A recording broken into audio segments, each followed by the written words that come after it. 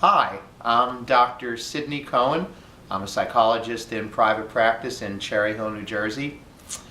And I'd like to tell you about a book I wrote, and it's called Your Self-Sabotaging Inner Bully, Standing Up to It Once and for All.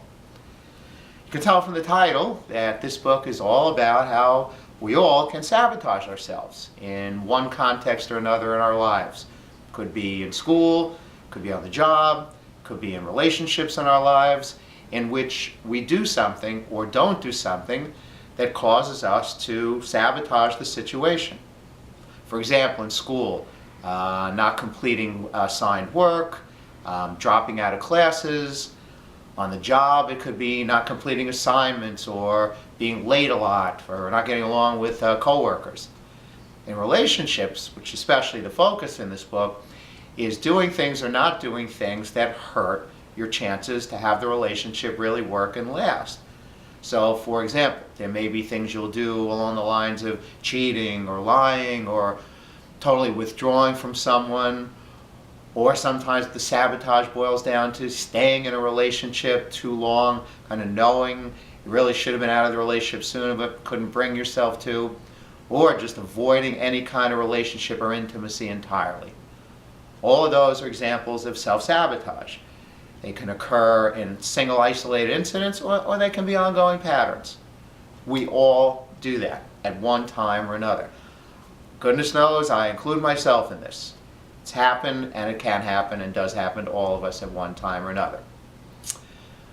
Now, as you can see in the title also, I make reference to the term inner bully. Inner bully is the term that's used as the idea of the source inside, the negative part of our subconscious. Think of it as a negative force. And the purpose of that force, the whole purpose, is to steer us to sabotage ourselves. So the metaphor of the inner bully is basically the central concept of this book.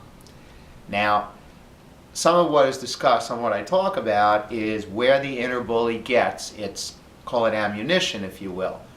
And there are a couple of sources, and they're mainly talked about in the book. One is agitation, a lot of churning inside, cognitively, emotionally, physically. That can certainly give the inner bully plenty of ammunition. Another very important source of the bully's power and ammunition is feeling betrayed. Some major significant letdown has occurred from someone who's really important to you. That certainly is ammunition for the inner bully.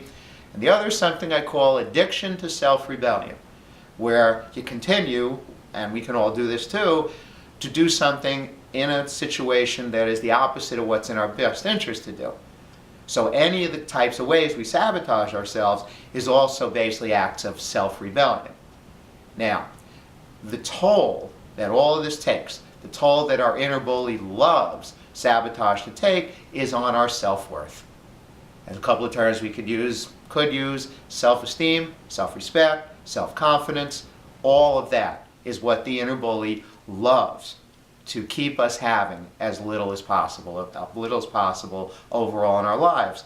Because the less self-worth and self-esteem we have, of course, the worse we're going to feel about ourselves, the more problems we may create in the situations where we already sabotage ourselves, and round can go the vicious circle. Okay, very important. There is a chapter also covered on real bullies, real or outer bullies, and how the real bullies in our lives or in our past can feed our inner bully. Okay, can feed our inner bully and really create us having more vulnerability to self-sabotage. So the role of inner bullies connected to outer bullies, real bullies, is huge in a chapter in this book. Last but not least, there are two chapters. There are self-help chapters that basically address how to get our self-worth back up, to cut down on self-sabotage, deal with feelings of guilt, of shame, embarrassment, all of which are the outcomes and part of what happens by losing our self-worth. Two self-help chapters cover a lot of material about how to stand up to the inner bully once and for all. And that's pretty much it.